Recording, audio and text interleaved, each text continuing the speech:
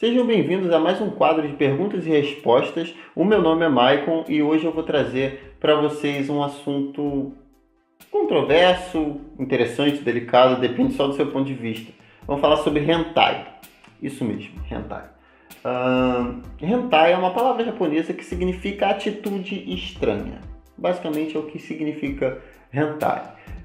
Existe uma expressão japonesa chamada hentai seiyoko. E hentai seiyoko nada mais quer dizer do que perversão sexual. Então a partir daí a gente consegue entender mais ou menos o que hentai significa no fundo, né? Quando a gente vê em alguma fanfic, em algum mangá, anime, uma light novel que seja, esse gênero hentai, que é um gênero artístico, literário, enfim, a gente já sabe o conteúdo que vai ter, né? Porque o hentai, ele, pelo menos aqui no Ocidente, ele se confunde muito com pornografia, né? A gente costuma associar o hentai, se hentai é pornografia desenhada em 2D com tentáculos. É isso que comumente as pessoas pensam. Mas no fundo não é isso, né? No fundo tem tudo existia um movimento atrás do hentai. Então eu quero um pouco aqui trazer alguns pontos e tentar desmificar e falar um pouco sobre o hentai de maneira diferente do que todo mundo faz, falando que é estranho, esquisito, enfim.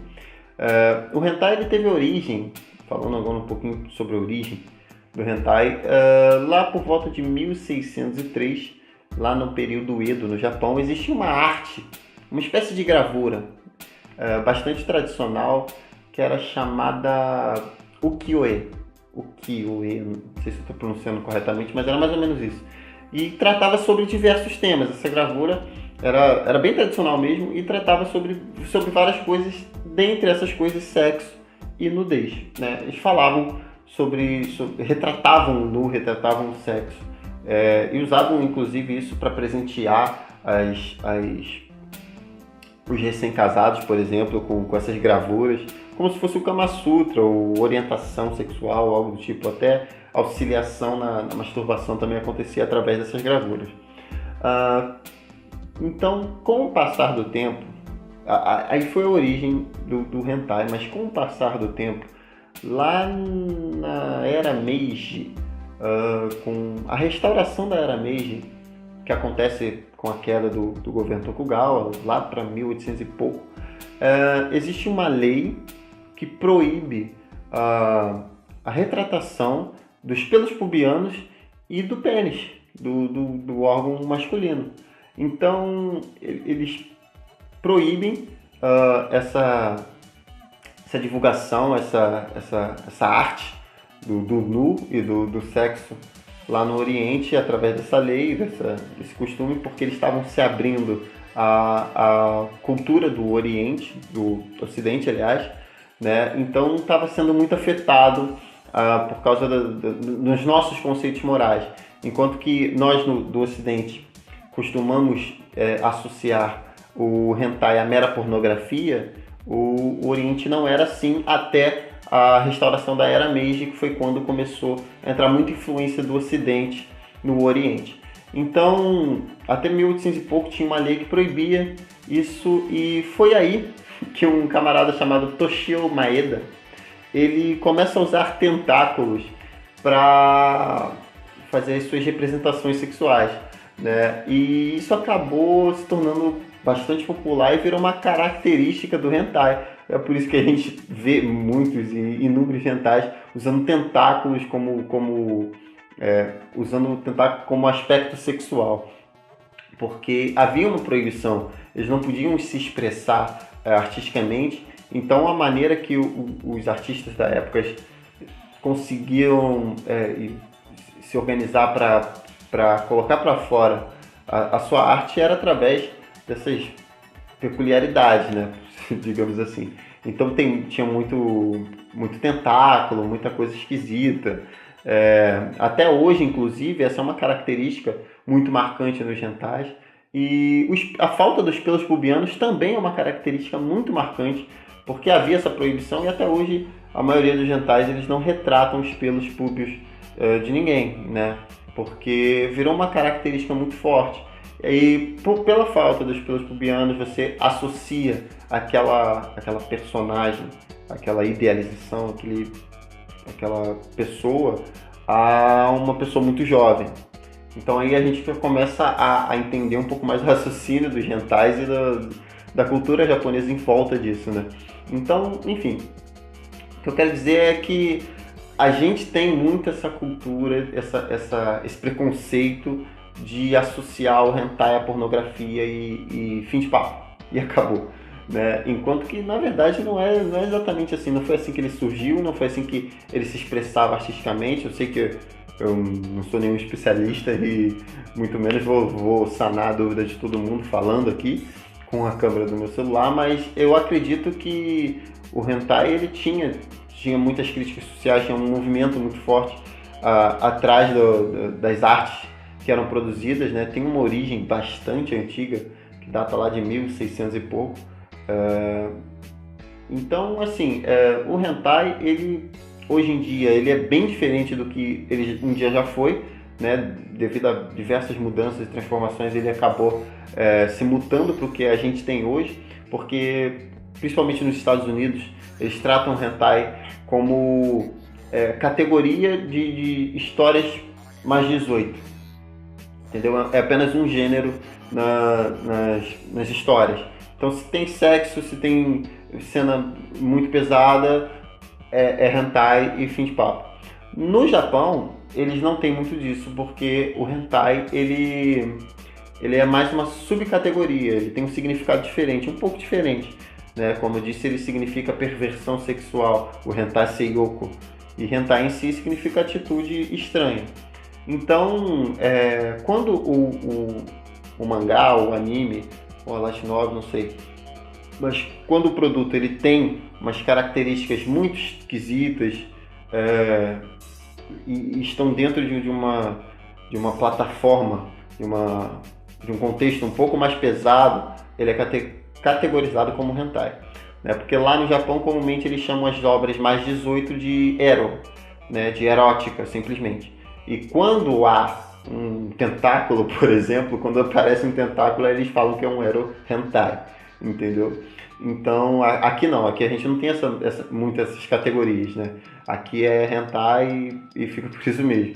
Então, lá no Japão não, eles já tem umas subcategorias, yaoi quando é só dois rapazes, yuri quando é duas moças, futanari quando é androgenia, enfim.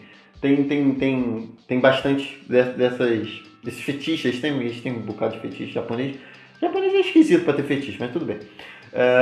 E o hentai nada mais é do que a categorização, ou pelo menos uma categoria pra gente, de história mais 18. É isso que a gente entende como hentai.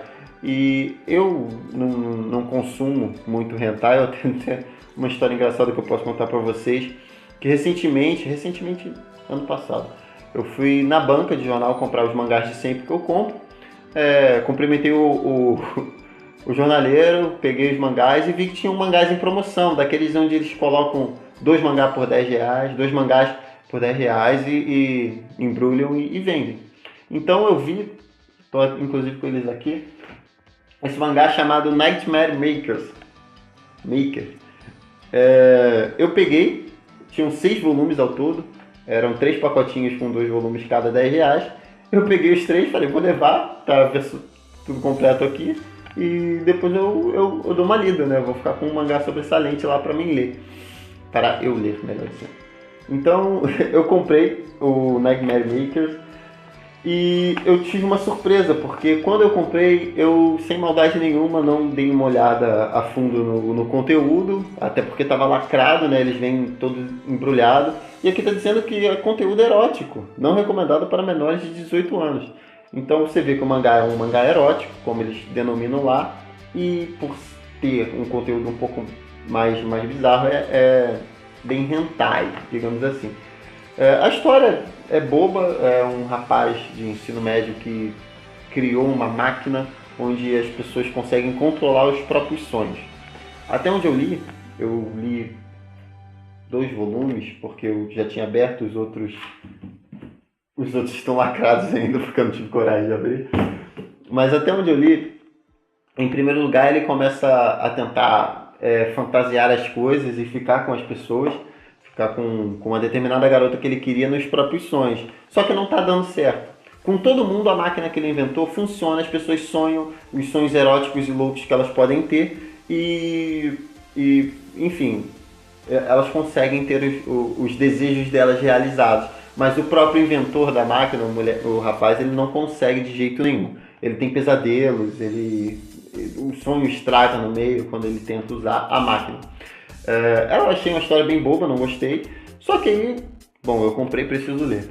Estou lendo o segundo volume e aí eu achei interessante. Começou a tratar, chegou um ponto onde todo mundo na sala dele, no colégio, que ele estava emprestando a máquina, não queria mais vir para o colégio. Estavam vivendo uma fantasia muito bizarra, sabe? Queriam viver no mundo dos sonhos.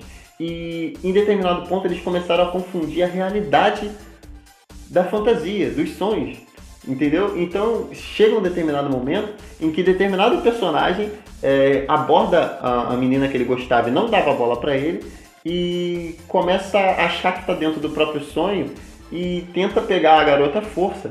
E ela fica desesperada, falando: acorda, você não está nos seus sonhos. Aí isso eu achei um ponto interessante da história. E isso é bom para elencar que o hentai, às vezes, ele está tratando de alguma coisa de uma maneira peculiar e apelativa, não sei o adjetivo que vocês queiram usar, mas ele tem algum conteúdo por trás, querendo ou não. E o sexo, a nudez é realidade das fanfics, do anime, do mangá, de qualquer coisa que a gente venha consumir, vai estar presente. Então o hentai, na verdade, existe um grande tabu aqui na nossa cultura sobre o hentai e associá-lo à pornografia, à mera pornografia, em desenhos animados, o que na verdade não procede. Eu acho que é uma bobagem muito grande a gente ter esse preconceito. Claro que existe alguns hentais de mau gosto, mas enfim, ele foi feito para isso, né? É uma atitude estranha, como o próprio nome já diz, né? Enquanto em japonês hentai também significa pervertido, perversão, enfim, tem bastante significados. Mas, bom, é basicamente isso. Não recomendo que vocês leiam, ou pelo menos gastem dinheiro, como eu gastei comprando mangá de hentais. Nada contra quem gosta, eu até tô lendo, mas por falta de opção mesmo, porque eu comprei. Mas, enfim, não sou um amante do conteúdo hentai, e já li alguns sim, não vou mentir. Então é isso. Se vocês gostaram, se inscrevam no canal, dê um like e até a próxima.